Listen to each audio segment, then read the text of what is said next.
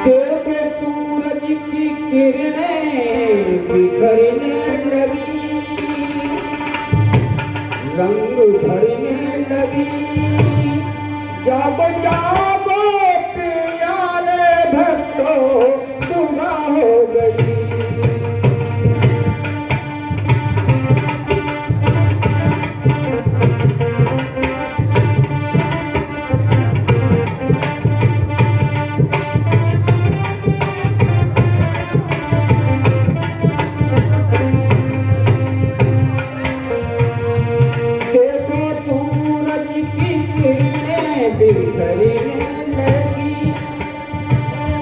रंग भरने लगी। जागो जागो प्यारे भक्तों, सुबह हो गई।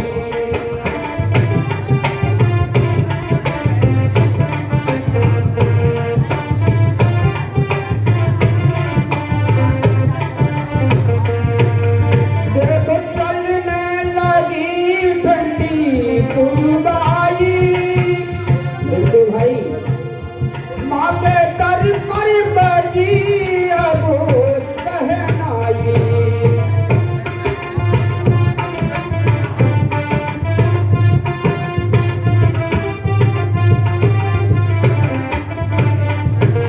देखो चलने लगी ठंडी पुरवाई, माँ के दर पर बजी है सहनाई।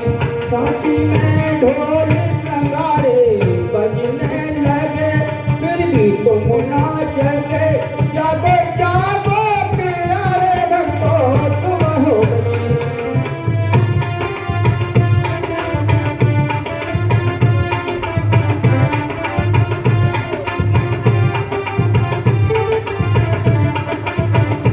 और घर गाने लगे, खिल गई हरी कली।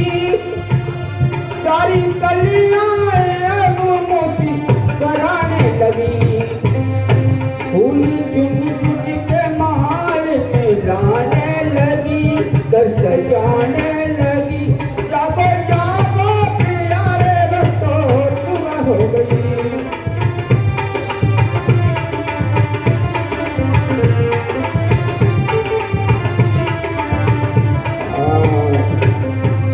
बोलिए सच्चे दरबार की। जो सूरज निकलने से पहले जागता है, उसका दिमाग स्वस्थ रहता है, और जो सुबह के 11 बजे तक सोता है, उसका दिमाग अस्वस्थ रहता है।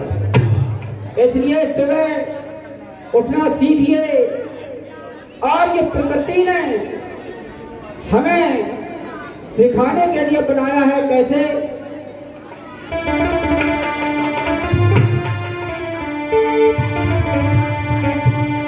सूरज सिखलाता है भक्तों, रोज सवेरे उठना, और सिखलाती है हवा खुशी की लहर में चलते रहना।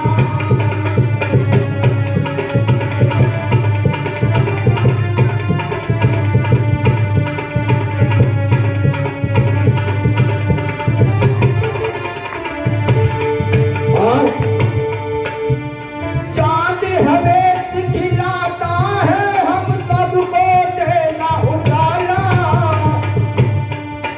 और तारे कहते गीत सुनाओ झिलमिल मस्ती वाला।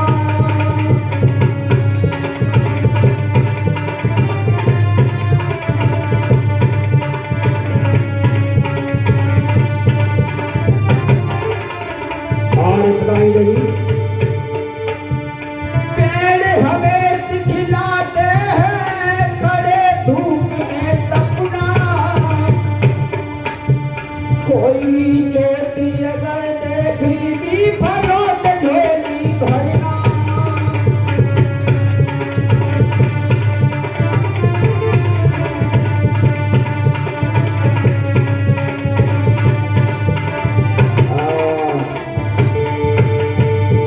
देखिए प्रकृति ने हमें इतना इशारा किया है, फिर भी आप समझते नहीं हैं। सूरज सिखलाता है हमको रोज सवेरे उठना, चाहे बादल हो, चाहे वर्षा हो, घड़ू हो, तूफान चलते हो, समय पे निकलता, समय पे डूबता है। इसे कहते सच्चाई। भैया ये क्या हो रहा है, ये हो क्या रहा है? ये कथा में नहीं बोलेंगे, कृपया करके कथा में नहीं। अगर आपको बात करनी है तो आप कर ले जाके बात। आप पूरे, मैंने नहीं रोका तुम्हें, पूरी रात चिल्लाए आप, नाचे कूदे, सब कुछ किया आपने। ठीक है जी, बोलिए सच्चे दरबार की। सीखो और अपने बच्चों को भी सिखाओ। मैं कहता हूँ कहीं पर जाता हूँ तो सबसे पहले बहनों को आह्वान करता हूँ, जिनके पास छोटे छोटे बच्चे हैं, उन्हें पकड़ के चलते हैं, उनको जरूर लाएं जहाँ सत्संग होता हो। अगर बच्चे के दिमाग में कोई अच्छी बात फिट हो गई तो जीवन भर को रास्ता भटकेगा नहीं। इसलिए बच्चों को लाना यहाँ बहुत आवश्यक है। और शिखलाती है हवा खुशी की लहर में बहते रहना, और चांद हमें सिखलाता है सबको देना उजाला। आप सरकार से ये बिजली का कनेक्शन लगाते, एक बल्ब जलाते, उसका बिल आता है, देना पड़ता है कि नहीं देना पड़ता? और ये हमें चांद क्या करता है? दुनिया को फ्री बिल्कुल उजाला देता है। सीखो इनसे। और तारे कहते गीत सुनाओ झिलमिल मस्ती वाला, कितना भी दुख हो कभी वो रास्ता भटकता नहीं है, मुस्कुराता रहता है तारा, कभी दुख नहीं मानता अपना। और तुम्हें जरा भी दुख हो जाए तो समझ लीजिए। पेड़ में सिखलाता है खड़े धूप में तपना, कितनी भी धूप हो और कोई पथिक जाता है भीगा हुआ पसीने से और उसके नीचे खड़ा हो जाता है, कितना आनंद आता है, पसीना सूख जाता है। और पथिक जब जाता है बिना सोचे समझे डाली को पकड़ करके तोड़ देता है, और फिर भी वो बुरा नहीं मानता, तुम्हें फल देता है। सीखो इनसे। तो आज से हम उन बच्चों से भी कहना चाहते हैं, समय पर उठें, समय पर उठें, माता पिता को नमस्कार करें, आगे नहा धो करके पढ़ाई करें। बोले सच्चे दरबार की।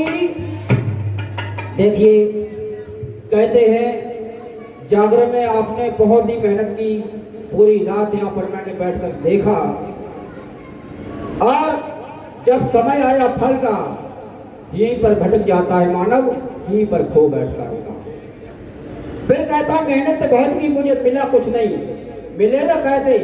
जब रिजल्ट का समय आता है तो आप पीछे कदम हटा देते हैं।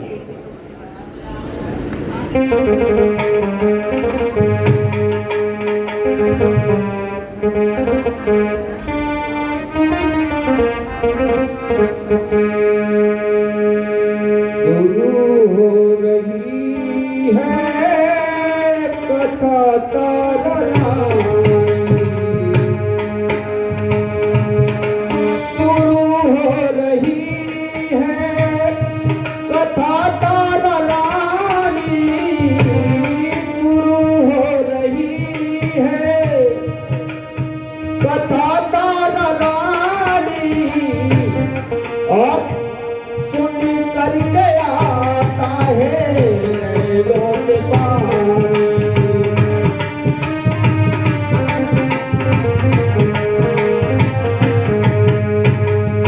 सुन करके आता है नैनों से पानी, सुन करके आता है नैनों से पानी,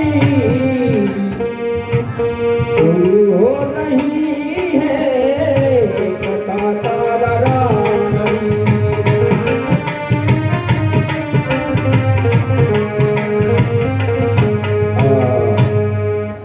दो बहनों की कहानी है, और ध्यान से सुनेंगे, सच में बड़ी गम भरी ये कहानी है।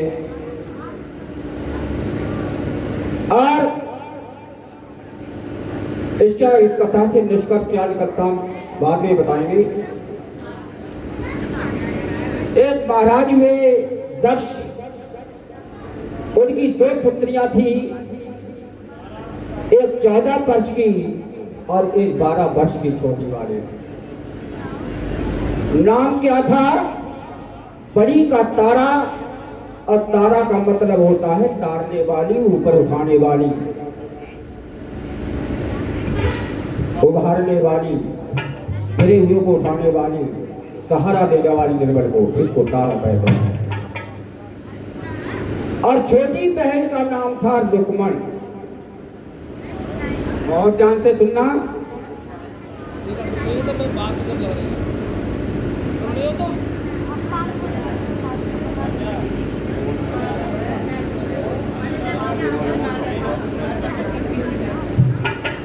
तारा और रुक्मण, देखिए बहनों, सीखो इनसे, बच्चों इनसे सीखिए। आप घर में झगड़ते होंगे, मगर ये लड़कियां दोनों हैं, तारा और रुक्मण, बड़े प्यार से रहती हैं, एक दूसरे को देख करके जीती हैं, खाना नहीं खाती हैं, और माँ के चरणों में हमेशा लीन रहती है। बोलिए सच्चे दरबार की।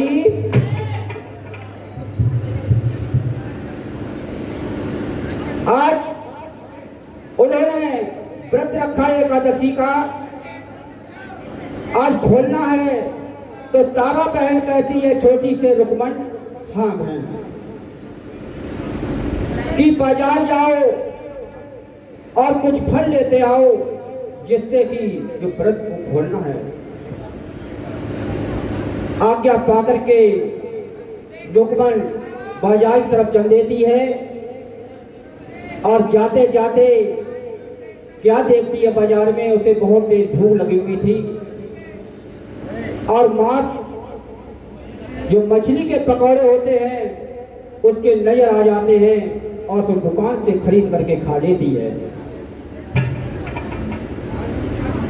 और जब खा लेती है, उसे ये नहीं पता है मांस खाना पाप है, और मेरी बहन ने बहुत समझाया, चलते समय भी भूल गई सारी बात। और जब मांस खा करके और कुछ पैसे बचे तो उसके फल लेकर के अपनी बहन के लिए लाती है, और जब घर पर लौट करके आती है, खुशी से तारा को देती है। तारा ने कहा, रुक्मण तुमने? बोला, मैं तो मछली के पकौड़े। देखो सच बोली, झूठ नहीं बोली। और यहाँ पर गुस्सा आ जाता है और शराब दे देती है। अरे नालायक बेटी, तू मेरी बेटी के समान है, बहन ही नहीं थी, मेरी बेटी के समान है, तूने क्या कर डाला है। आज बहुत गुस्से में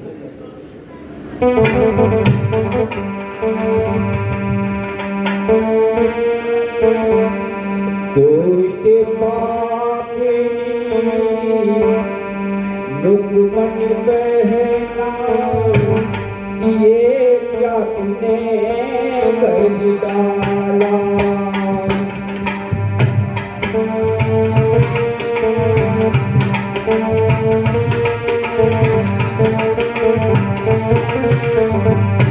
ये क्या दिया तूने? हंसती खेलती अपनी जिंदगी अंधकारे कर डाला। ओ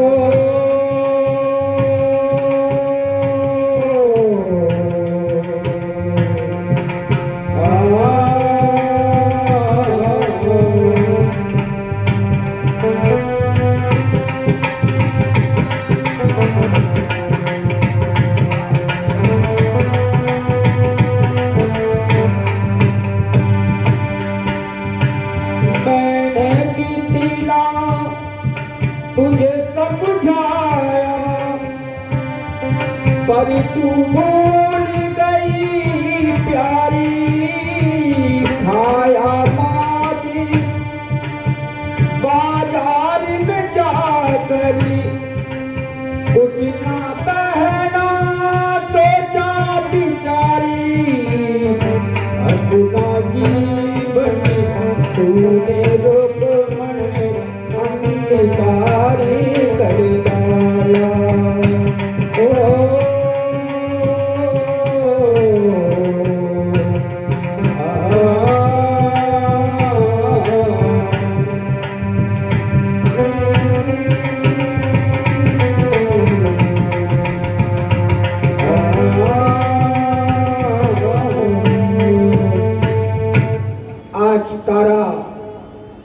अपने चेहरे को पकड़ करके अब घुटने पर बैठ जाती है। कुछ उसे दिखाई नहीं देता है और आंखों के सामने अंधेरा छा जाता है। अरे पगली, मैंने कितना समझाया था, ये काम नहीं करना, तूने वो ही कर डाला है। अब जब मैं शराब देती हूं, अगले जन्म में तू छपकनी बनेगी और छपकनी बनकर के कीड़े मकोड़े खाती रहना। आज रोने लगी रुकमन, कहने लगी बहन मुझे माफ कर दो, मैं नादान हूं। बड़े माफ कर देते हैं। तारा कहने लगी अगर माफ कर देते, करने को होती तो कर देती। बंदूक से निकली हुई गोली और मुंह से निकली हुई गोली और तीर से निकला हुआ कमान कभी वापस नहीं आ सकता है। अब कुछ नहीं हो सकता है। और रुकमन कहने लगी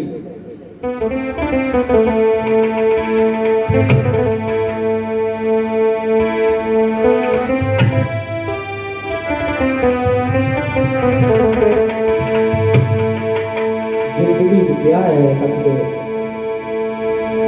और जिंदगी न मेरे सगिए कैसा खेल खेला है।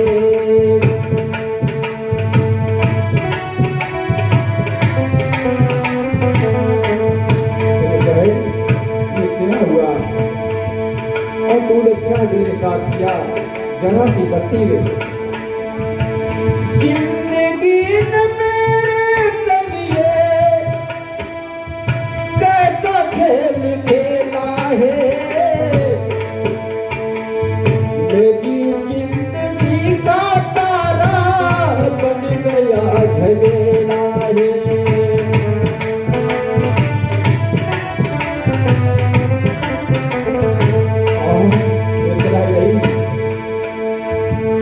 बाजार जाकर मैंने नादान,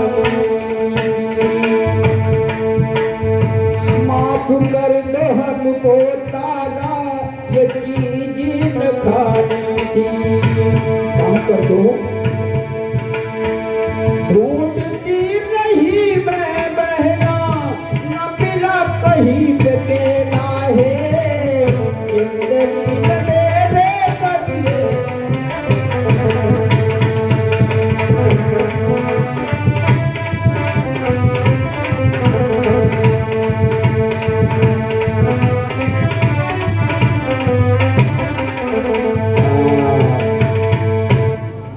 माफ कर दो। वो बड़े होते महान होते हैं, छोटों को माफ कर देते हैं और जो माफ कर देता वो महान होता है। तारा कहने लगी अगर माफ की बात होती तो मैं माफ कर देती, अब तो तुझे भुगतना ही पड़ेगा।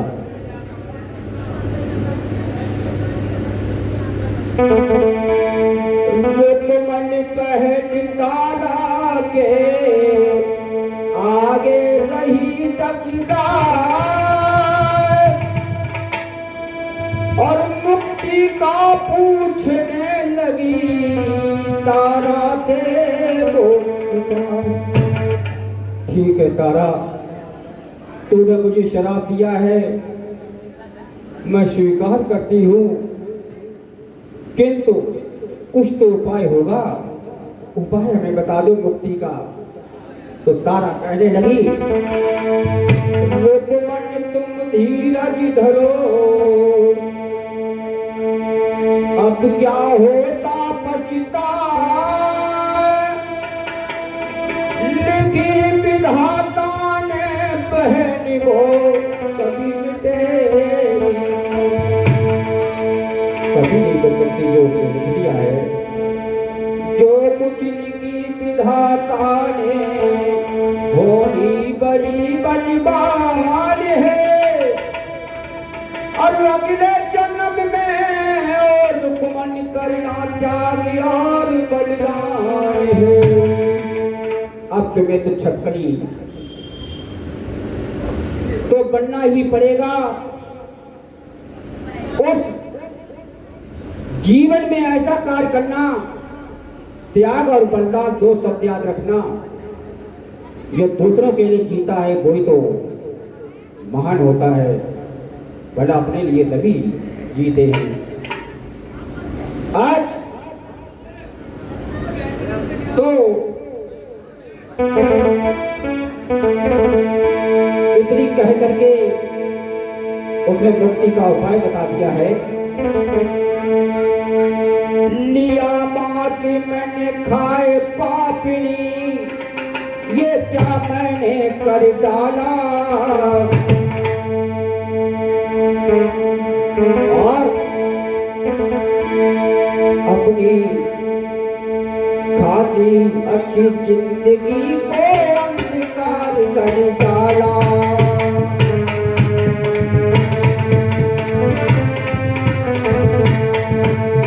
अच्छी खासी अपनी जिंदगी को अंधकार कर डाला।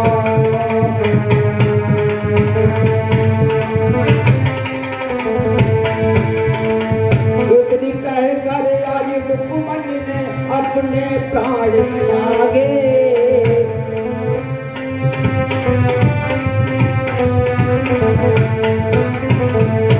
इतनी कह कर आज मुकुमन ने अपने प्राण कर डाला। हंस उड़ गया आसमान ले गई है संग में उजाला।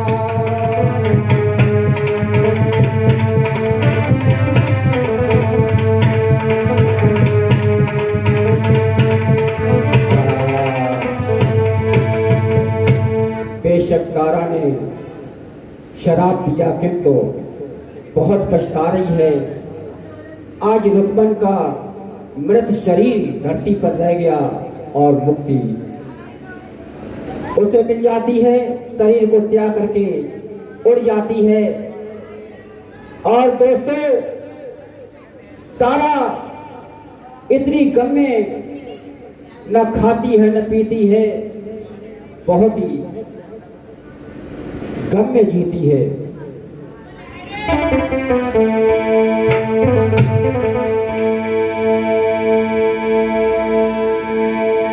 इधर जो रुक्मन है अगले जन्म में छटकली बन जाती है और वो छटकली गुरु गोरखनाथ के आश्रम में रहती है। और जो संत के संगत में रहता है उनकी बातें कुछ और होती है। बच्चों, बात नहीं, आज वो छटकनी है गुरु गोरखनाथ के आश्रम में अपना जीवन व्यतीत करती है। एक दिन की बात है, गुरु गोरखनाथ के आश्रम में एक शिष्य थे। वो तपस्या कर रहे थे, ध्यान मग्न थे और उनके बगल में एक कमंडल रखा था, उसमें थोड़ा जल था। पास में चिमटा गड़ा हुआ था। एक गाय कपिला नाम की वो पानी की खोज में घूम रही थी, पानी कहीं नहीं मिल रहा था। उधर से गुजरती है, कमंडल में थोड़ा जल था, उसने मुंह डाल करके पी लिया। जैसे ही सच की आंखें खुलती हैं और वो इतने गुस्से में है कि चिमटा लेकर के उस कपिला गाय को मारने लगा, लहूलुहान कर दिया। उस आश्रम में त्राह मच गया कि गुरु गोरखनाथ के शिष्य ने एक बहुत बड़ा अपराध किया है। गुरु गोरखनाथ ने जब सुना तो शिष्य को अपने आश्रम से निकाल दिया। शिष्य को इतना गुस्सा आया कि गुरु जी, आपने मेरे साथ अच्छा नहीं किया, इसका बदला जरूर चुकाऊंगा। आज उस बदले के इंतजार में है। उसी गुरु गोरखनाथ के आश्रम में भंडारे का आयोजन होता है। उस भंडारे में खीर बनाई जाती है और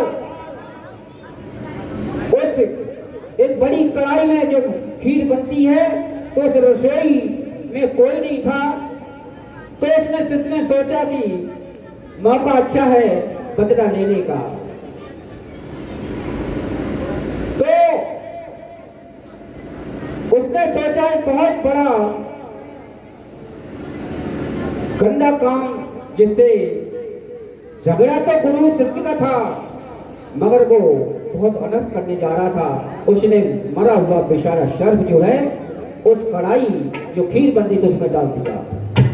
वहां देखने वाला कोई नहीं था, केवल वो छपकली जो थी पेड़ पर चढ़े कर देख रही थी।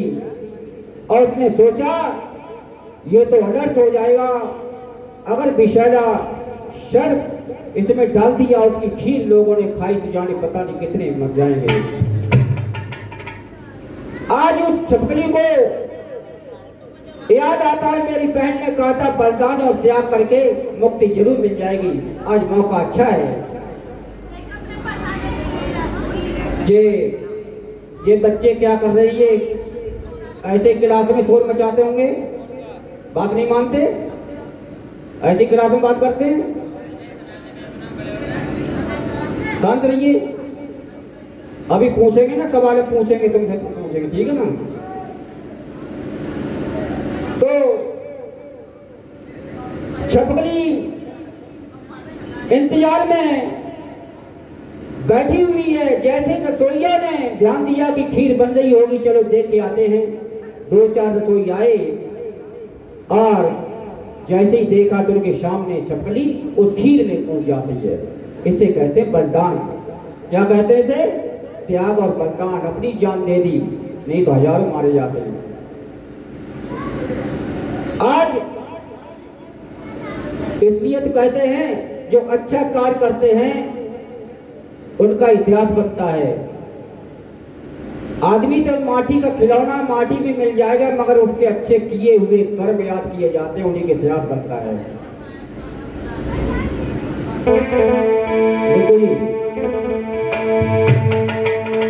कामने की का जो करे गए हैं, तो अच्छा कार्य करेंगे। बच्चों सुनो ध्यान से। कामने की का जो कर गए हैं, उनकी रोशन कहानी रहेगी।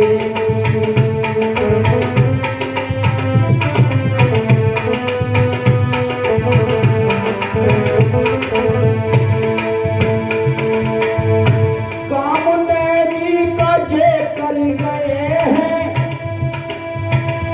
उनकी रोशन कहानी रहेगी।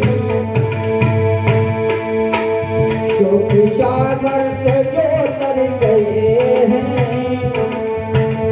शोक सागर से जो तर गए हैं, उनकी रोशन कहानी रहेगी।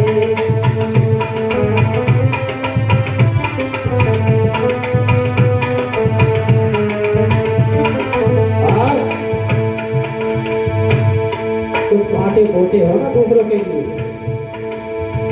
जो तो को कांटा बोल बाको बोना फूल, तेरे फूल के फूल बाको है त्रिशूल। इसलिए कहां पर कांटे ना बोए। कांटों का मतलब होता है अच्छा कार्य करो।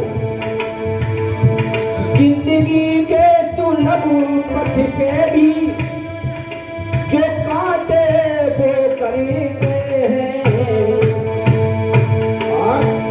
झोली फूलों से जो भर गए हैं, झोली फूलों से जो भर गए हैं, उनकी रोशन कहानी रही।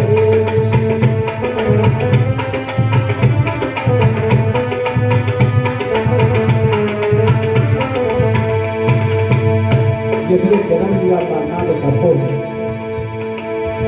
कि अच्छे कार्य करके मरिए। यूं तो मरते हैं लाखों प्राणी, कारों की तरह आदमी है।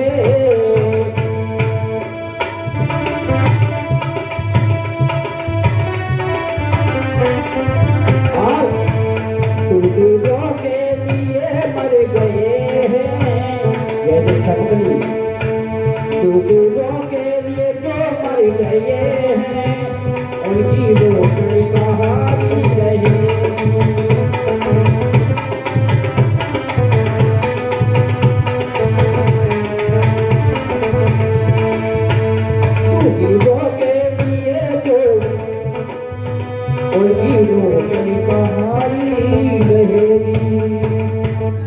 बच्चों, आपकी तुम बहुत है। 5 वर्ष का ध्रुव था, ध्रुव बहुत बड़ा वक्त था। एक बात पर इतना नाम कमा गए कि ध्रुव आकार चमकता है ना, ऐसे कार्य करो चमकने, जिससे माँ बाप का भी नाम रोशन होगा। बार बार समझाते हैं माँ को, इसलिए अपने गुरुओं का सम्मान करो, माता पिता का सम्मान करो। और जब आदर नहीं करोगे तो आप सफलता नहीं पा पाओगे। तो काम नेकी का जो कर गए उनकी रोशन कहानी रहेगा, हमारे हमेशा चमकता रहेगा, नाम याद किया जाएगा। आज वो छपकली उस खीर में अपनी जान गंवा देती है, और जान जब गंवा देती है तो रसोइया आए, उन्होंने सबको बताया, ये अनर्थ कर दिया छपकली ने। क्या हुआ कि इस खीर में छपकली पड़ गई है, इसे कौन खाएगा। तो नाना प्रकार के कोई गालियां देता, कोई अपशब्द करता है, अनजान में देखिए उसको गालियां मिलती हैं। वो तो निर्दोष है, उसने तो जान बचाई है। अब क्या होना चाहिए, कहा कि खीर को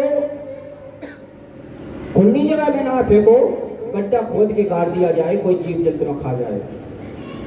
जैसे ही कढ़ाई ले गए तो देखा तली में एक सर्प मरा हुआ था, उसकी हड्डियां थी। अब वहां पर जो लोग थे, विद्वान थे, उनका दिमाग पलट गया, ये तो छपकली ने तो बहुत अच्छा कार्य किया है, इससे पहले सर्प विषैला पड़ा हुआ था। इस छपकली को के लिए, मुक्ति के लिए ऐसी प्रार्थना की जाए उस परमात्मा से, इसे मानव योनि मिलेगी। देखिए बच्चों, जब आप अच्छा कार्य करोगे तो आपके पड़ोसी, आपके रिश्तेदार सभी आपके साथ होंगे। आज छपकली के सभी गीत गाने लगे, हे परमात्मा बहुत अच्छा कार्य किया है, छपकली ने इसे मानव योनि में भेजा जाए। आज वो प्रार्थना सुन ली और परमात्मा ने कहां भेजा। एक राजा स्पष्ट थे, उनके कोई संतान नहीं थी, वहां जन्म लेती है। बोलिए सच्चे दरबार की। कहा राजा की लड़की थी, फिर छपकली बनी, फिर तीसरे जन्म में कौन बनी? कौन बनी तीसरे जन्म में? आप बताएं, जो बात कर लेंगे बताएं आप। तीसरे जन्म में क्या बनी वो? नहीं मालूम है ना, इसलिए कहता ध्यान से सुनो।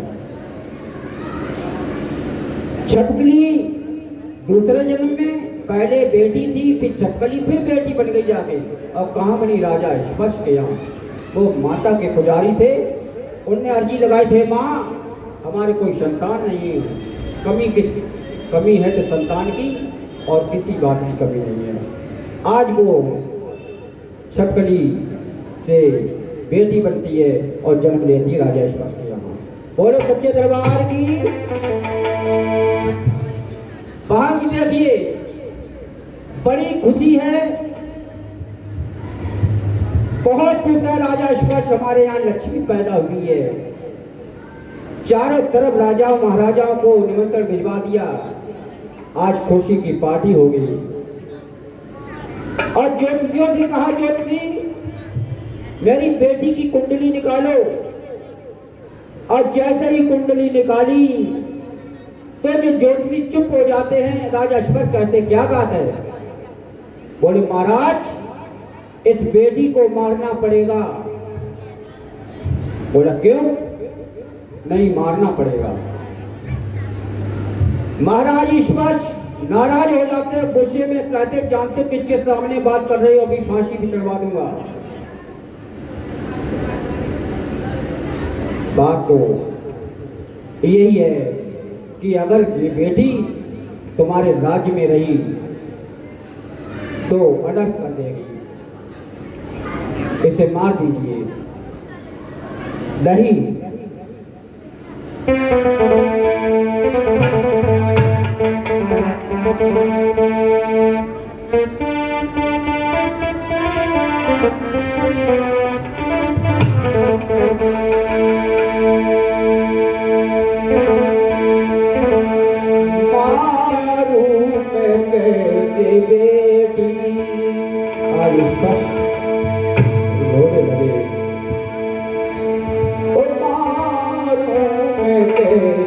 सब लोग क्या कहेंगे, लोग क्या कहेंगे।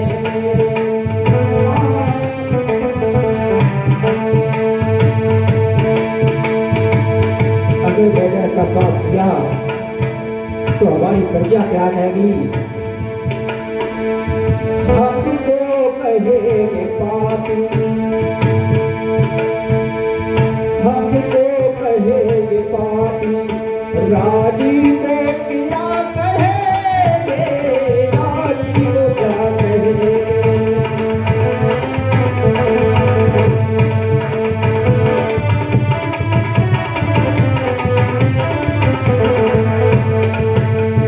हमको कहेंगे पापी, रानी को क्या कहेंगे, रानी को क्या कहेंगे।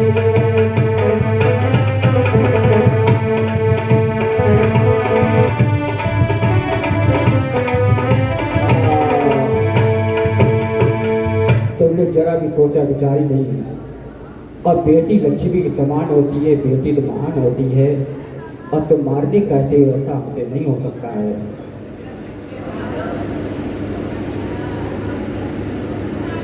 अब राजा स्पष्ट लाचार हो जाते हैं, तो कहते मारो मत, एक उपाय है। तो क्या उपाय है?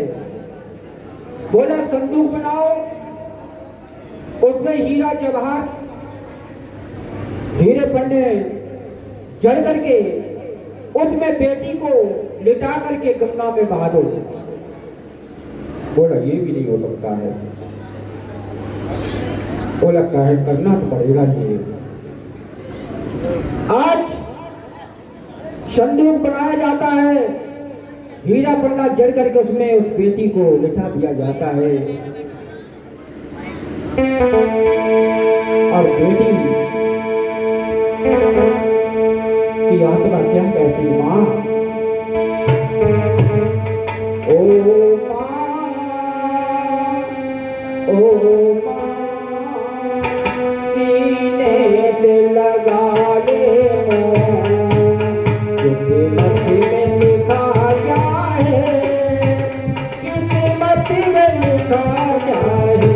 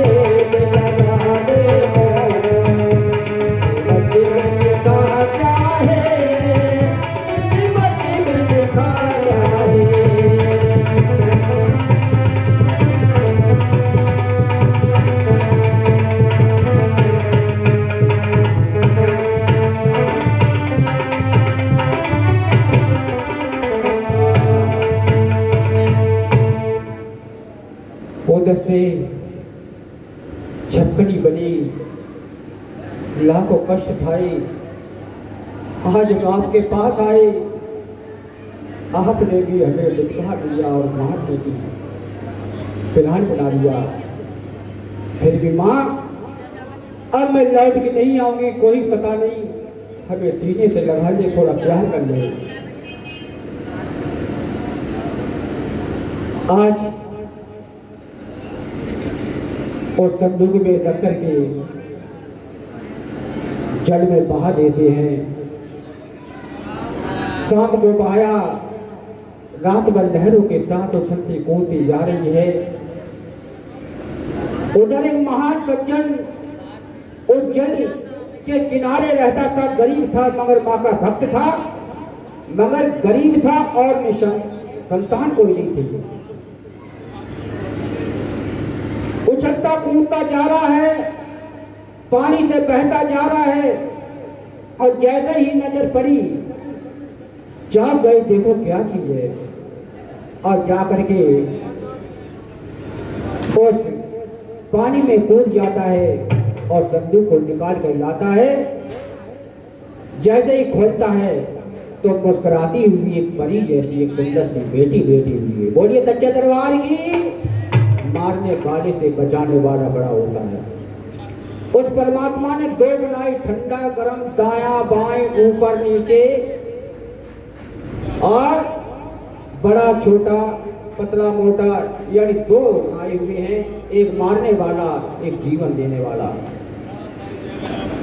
आज उस महान सज्जन ने अपने घर रखने का फैसला किया और कहा बड़ी मेहनत से इसे पालूंगा। और मेरी माँ ने दोनों हाथ में लड्डू दे दिए, एक में धन और एक में मेरी बेटी।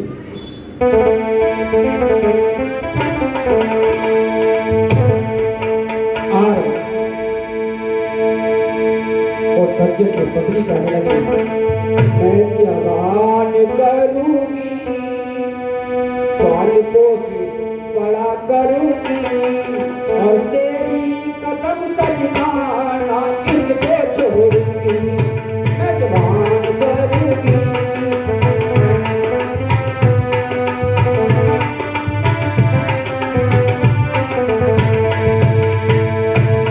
मैं इसे पढ़ाऊंगी पाठशाला में, और तेरी कसम सजनाना किसको छोड़ूंगी, जवान करूंगी।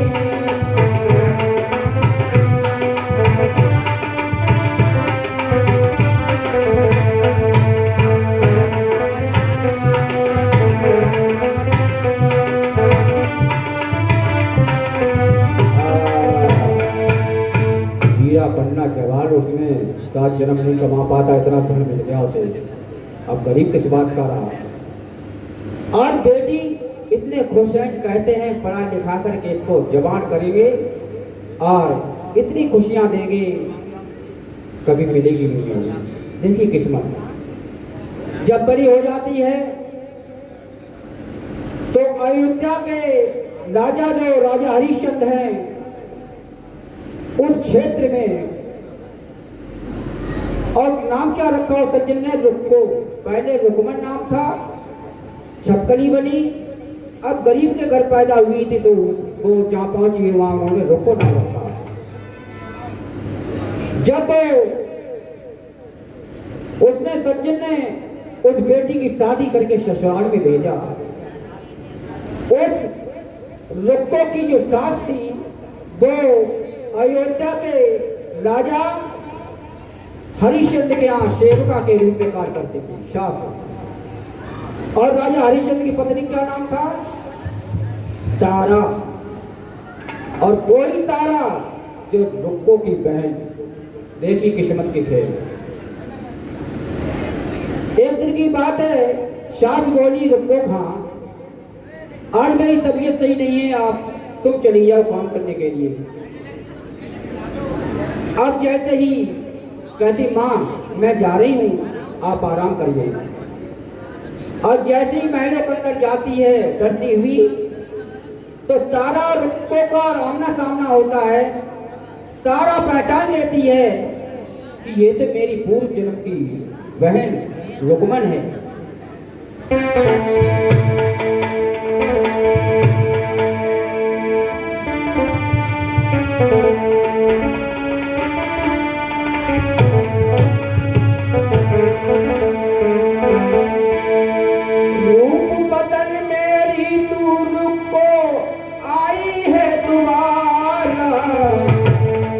जन्म जन्म का साथ है हमारा,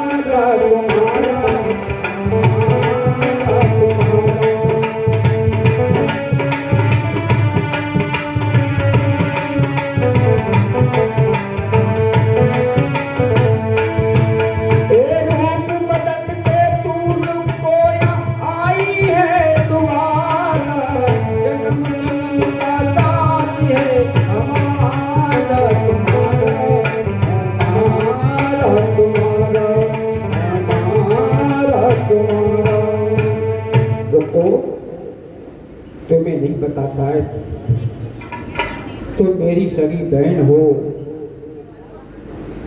सारी कहानी सुनाती है, मैंने शराब दिया तो छप्पड़ी बन गई, फिर तुम्हें जन्म मिला। अब तो उनकी दोस्ती हो जाती है, जब बहन हो गई तो नौकर और रानी का क्या मतलब। इधर रुक्को भी माँ की भक्तन थी, उसके भी कोई संतान थी नहीं थी। रुक्को ने कहा है माँ मुझे बेटा दे दे, मैं जगराता कराऊंगी। बोलिए सच्चे दरबार की। और माँ से प्रार्थना करो, माँ ना सुने, ऐसा कभी हो नहीं सकता। आज प्रार्थना सुनी और रुक्को को भी बेटा हो जाता है, और खुशी के मारे वो जो है जगराता कराना भूल जाती है। उस रुक्को के बेटे को माँ ने याद दिलाने के लिए शरीर के अंदर माता निकाल दी। शायद बच्चे छोटे नहीं जानते होंगे, पहले छोटी माता बड़ी माता निकला करती थी।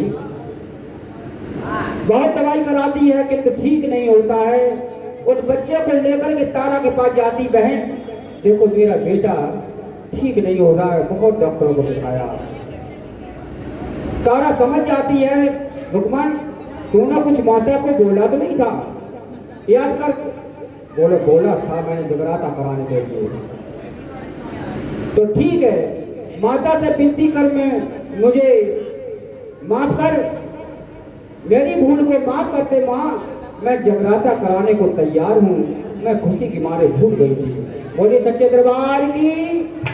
आज सच में आप यकीन नहीं करेंगे, जैसे ही प्रार्थना सुनी तमाम दवाई कराई, ठीक नहीं हुई। एक हफ्ता के अंदर वो बच्चा ठीक हो जाता है। और इधर रुक्को जगराता की तैयारी करती है। उसमें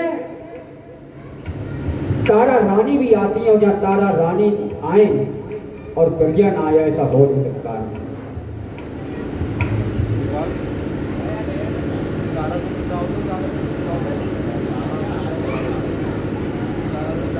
अब तैयारी करती है, और वहां भी तारा अपने राजा हरिश्चंद्र से छिप करके जाती हैं। और बड़ी भीड़ लगी हुई, जैसे आज यहाँ लगी हुई है।